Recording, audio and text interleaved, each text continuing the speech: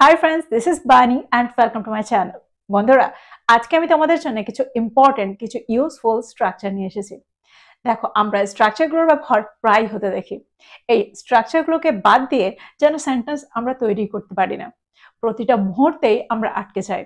আজকের প্রত্যেকটা স্ট্রাকচার ঠিক তেমন ইম্পর্টেন্ট। প্রত্যেকটা স্ট্রাকচারকে খুব মন দিয়ে বোঝার চেষ্টা করো। সেন্টেন্সে এগুলোকে আমরা ঠিক কোন অর্থে ব্যবহার করতে পারি।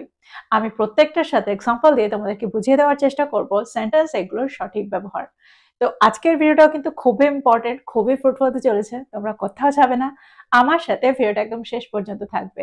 যা চ্যানেলে নতুন অর্থাৎ প্রথমবার ভিডিও দেখছো তোমরা প্লিজ চ্যানেলকে সাবস্ক্রাইব করে নিও, তাহলে যখনই আমি ভিডিও আপলোড করবো তোমরা নোটিফিকেশন পেয়ে যাবে। তো আর দেরি না করে চলো শুরু করা যাক আজকের ভিডিও। বাংলায় আমরা প্রায় বলে থাকি কিছুদিন হলো তার সাথে আমার দেখা নেই, বেশ কিছুদিন হলো আমার তার সাথে দেখা নেই। আবার আমরা এটাও বলে থাকি অনেকদিন হলো আমার তার সাথে দেখা নেই। দ্যাট মিনস তার সাথে আমার দেখা হয়নি অনেক দিন হলো। সে আমাকে কল করে না বেশ কিছুদিন হলো। সে আমাকে কল করে না কিছুদিন হলো, অনেক দিন হলো। তো এই ধরনের সেন্টেন্সে আমরা কোন স্ট্রাকচার ব্যবহার করতে পারি? দেখো, এখানে আমরা প্রত্যেকটা ক্ষেত্রে আলাদা আলাদা স্ট্রাকচার ব্যবহার করব। যদি আমি বলি কিছুদিন হলো আমাদের দেখা হয় না, কিছুদিন হলো আমরা দেখা করিনি, সেন্টেন্সটা কি হবে? It's been a while since we met. It's been a while since we met. দেখো, এখানে আমরা it's been plus a while plus since এর ব্যবহার সেন্টেন্সে করেছি। কিন্তু এবার যদি আমি বলি বেশ কিছুদিন হলো আমাদের দেখা হয়নি বা আমরা দেখা করিনি, সেন্টেন্সটা কি হবে? It's been quite a while since we met. It's been quite a while since we met. দেখো, এখানে আমরা কোয়াইটের ব্যবহার করেছি বেশের অর্থে। এবার যদি আমি বলি অনেকদিন হলো আমাদের দেখা হয়নি, তাহলে সেন্টেন্সটা কি হবে? It's been a long time since we met. It's been a long time since we met. তো তোমরা বুঝতে পারছো সেন্টেন্সে আমরা আলাদা আলাদা ক্ষেত্রে আলাদা আলাদা স্ট্রাকচারের ব্যবহার কি করে করছি। যখন আমরা বলবো কিছুদিন হলো আমাদের দেখা হয়নি, তখন আমরা সেন্টেন্সে ইটস বিন আ হোয়াইল এর ব্যবহার করছি।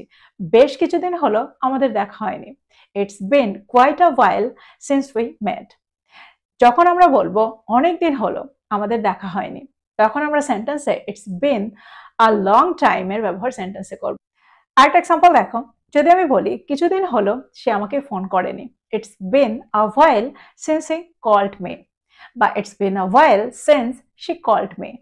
এবার যদি আমি বলি বেশ কিছুদিন হলো সে আমাকে ফোন করেনি, it's been quite a while since she called me. অনেকদিন হলো সে আমাকে ফোন করেনি, it's been a long time since she called me. It's been a long time since she called me. একটা এক্সাম্পল দেখো, যদি আমি বলি অনেকদিন হলো সে এখানে আসে না, it's been a long time since she came here. It's been a long time since she came here. বেশ কিছুদিন হলো সে এখানে আসে না, it's been quite a while since she came here. আচ্ছা, এখানে একটা প্রশ্ন তোমাদের মনে আসতে পারে, আমরা কিছুদিনের জায়গায় কিছুক্ষণের ব্যবহার কি করতে পারি? দেখো, এখানে আমরা কিছুক্ষণের ব্যবহারও করতে পারি। আরেকটা এক্সাম্পল দেখো, যদি আমি বলি অনেকক্ষণ হলো সে আমাকে ফোন করেনি, সেন্টেন্সটা কি হবে? It's been a long time since she called me. দেখো, এখানে কিন্তু আমরা এটা বলতে পারি অনেকদিন হলো সে আমাকে ফোন করেনি, it's been a long time since she called me. বাংলায় আমরা প্রায় বলে থাকি সে যতই চেষ্টা করুক না কেন এটা সমাধান করতে পারবে না, সে যতই দ্রুত দৌড়াক না কেন রেসটাতে জিততে পারবে না, সে যতই ভালো খেলুক না কেন গেমটাই জিততে পারবে না। তো এই ধরনের সেন্টেন্স আমরা কিভাবে তৈরি করব? দেখো, এখানে আমরা ব্যবহার করব no matter how plus adjective বা অ্যাডভার্ব। সেন্টেন্স অনুযায়ী, সেন্টেন্সের অর্থ অনুযায়ী আমরা অ্যাডজেক্টিভ বা অ্যাডভার্বের ব্যবহার সেন্টেন্সে করব। এক্সাম্পল দেখো, যদি আমি বলি সে যতই চেষ্টা করুক না কেন, সে যতই কঠোর প্রচেষ্টা করুক না কেন এটার সমাধান করতে পারবে না। No matter how hard he tries, he can't solve it. No matter how hard he tries, he can't solve it. যদি আমি বলি ঘরটা যতই কোলাহলপূর্ণ হোক না কেন বা যতই শব্দপূর্ণ হোক না কেন সে পড়াশোনা চালিয়ে যায়। No matter how noisy the room is, he keeps studying. No matter how noisy the room is, he keeps studying. আর একটা এক্সাম্পল দেখো, যদি আমি বলি তুমি যতই দ্রুত বলো না কেন আমি বুঝতে পারি। No matter how fast you speak, I can understand. No matter how fast you speak, I can understand. একটা এক্সাম্পল দেখো, যদি আমি বলি সে যতই দ্রুত দৌড়াক না কেন সে জিততে পারবে না। No matter how fast she runs, she can't win. No matter how fast she runs, she can't win. একটা এক্সাম্পল দেখো, যদি আমি বলি সমস্যা যতই ছোট হোক না কেন সে সেটা সাবধানে সমাধান করে। No matter how small the problem is, he solves it carefully. No matter how small the problem is, he solves it carefully. তোমরা বুঝতে পারছো সেন্টেন্সে আমরা স্ট্রাকচারটাকে ঠিক কিভাবে ব্যবহার করছি, কোন অর্থে ব্যবহার করছি। এই ধরনের বাংলা সেন্টেন্সকে আমরা স্ট্রাকচারটা ব্যবহার করে কিভাবে ট্রান্সলেট করছি। এবার আমরা দেখবো এর পরের স্ট্রাকচারটা। বাংলায় আমরা প্রায় বলে থাকি যে মুহূর্তে সে এসেছিল সবাই চুপ হয়ে গিয়েছিল। যে মুহূর্তে সে এসেছিল মিটিংটা শুরু হয়েছিল। তো এরকম অর্থে আমরা সেন্টেন্সে কোন স্ট্রাকচার ব্যবহার করব? দেখো এখানে আমরা দ্য মোমেন্টের ব্যবহার করব। ফর এক্সাম্পল, যদি আমি বলি যে মুহূর্তে, ঠিক যে মুহূর্তে সে প্রবেশ করেছিল, সে ঢুকেছিল, ঘরটা নীরব হয়ে গিয়েছিল। The moment he entered, the room fell silent. The moment he entered, the room fell silent. আরেকটা এক্সাম্পল দেখো, যদি আমি বলি ঠিক যে মুহূর্তে সে ফোন করেছিল আমি ধরেছিলাম। দ্যাট মিনস ঠিক যে মুহূর্তে সে ফোন করেছিল সঙ্গে সঙ্গেই আমি ফোনটা ধরেছিলাম। সেন্টেন্সটা কি হবে? The moment she called, I answered. The moment she called, I answered. আরেকটা এক্সাম্পল দেখো, যদি আমি বলি ঠিক যে মুহূর্তে আমরা স্টেশনে পৌঁছেছিলাম ট্রেনটা বেরিয়ে গিয়েছিল। The moment we reached the station, the train left. The moment we reached the station, the train left. তোমরা বুঝতে পারছো সেন্টেন্সে ঠিক যে মুহূর্তে এরকম অর্থে আমরা দ্য মোমেন্টের ব্যবহার করতে পারি। বাংলায় আমরা প্রায় বলে থাকি তোমার পরীক্ষার জন্য পড়াশোনা করার সময় এসেছে। দ্যাট মিনস এটাই সঠিক সময়। তোমার ক্ষমা চাওয়ার এটাই সঠিক সময়। তোমার ক্ষমা চাওয়ার ঠিক সময় এসেছে।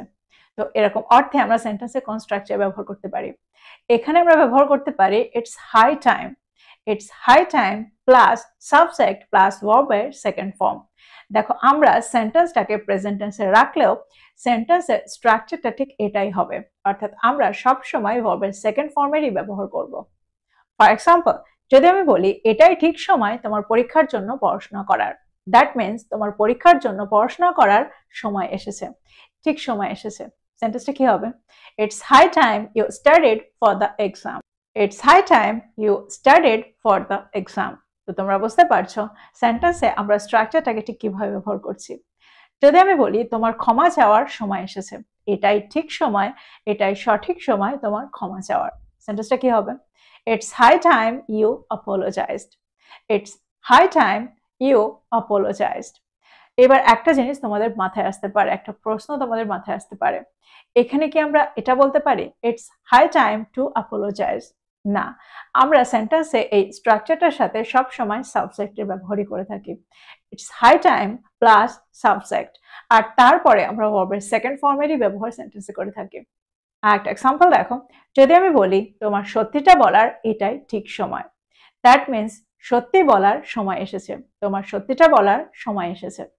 It's high time you told the truth. It's high time you told the truth. দেখো সেন্টেন্সটা কিন্তু প্রেজেন্ট ফর্মে রয়েছে, কিন্তু আমরা সেন্টেন্সটা অর্থাৎ বাংলা অর্থটা কিন্তু আমরা প্রেজেন্টে অর্থ করছি, কিন্তু এখানে স্ট্রাকচারটাকে আমরা পাস্ট টেন্সে রেখেছি, ভার্বটাকে আমরা সেকেন্ড ফর্মে রেখেছি। আর একটা এক্সাম্পল দেখো, যদি আমি বলি আমাদের ইংরেজি শেখার এটাই ঠিক সময়, অর্থাৎ আমাদের ইংরেজি শেখার সময় এসেছে। It's high time we learned English properly. It's high time we learned English properly. তো এক্সাম্পলগুলোর মধ্যে দিয়ে আমার মনে হয় তোমরা এই স্ট্রাকচারটাকে বুঝতে পারলে। এবার আমরা দেখবো এর পরের স্ট্রাকচারটা। বাংলায় আমরা প্রায় বলে থাকি আমি ভাবছিলাম সে আসবে কিনা, আমি ভাবছিলাম সে উত্তরটা জানে কিনা, আমি ভাবছিলাম সে আজ ম্যাচটায় জিতবে কিনা। তো এরকম অর্থে আমরা সেন্টেন্সে কোন স্ট্রাকচার ব্যবহার করতে পারি? এখানে আমরা ব্যবহার করব আই ওয়াজ ওয়ান্ডারিং। এক্সাম্পল দেখো, যদি আমি বলি আমি ভাবছিলাম সে বাড়িতে আছে কিনা, I was wandering if he is at home. I was wandering if he is at home. দেখো এখানে আমরা আই ওয়াজ ওয়ান্ডারিং এর সাথে ইফ এর ব্যবহার করেছি কিনার অর্থে, সে বাড়িতে আছে কিনা, if he is at home. আর একটা এক্সাম্পল দেখো, যদি আমি বলি আমি ভাবছিলাম আমাদের এখন শুরু করা উচিত কিনা, I was wandering if we should start now. I was wandering if we should start now.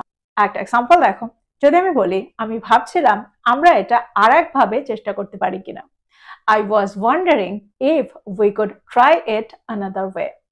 I was wondering if we could try it another way. যদি আমি বলি আমি ভাবছিলাম সে উত্তরটা জানে কিনা, I was wondering if she knows the answer. I was wondering if she knows the answer. তো এক্সাম্পলগুলোর মধ্যে দিয়ে আমার মনে হয় তোমরা বুঝতে পারছো সেন্টেন্সে আমরা স্ট্রাকচারটাকে ঠিক কিভাবে ব্যবহার করছি। বাংলায় এরকম সেন্টেন্সে এরকম বাক্যকে আমরা এই স্ট্রাকচারটা ব্যবহার করে কি করে ট্রান্সলেট করছি।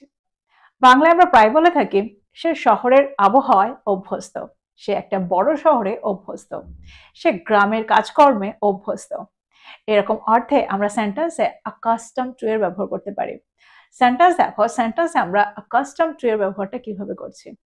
যদি আমি বলি তারা একটা বড় শহরে বসবাস করতে অভ্যস্ত, they are accustomed to living in a big city.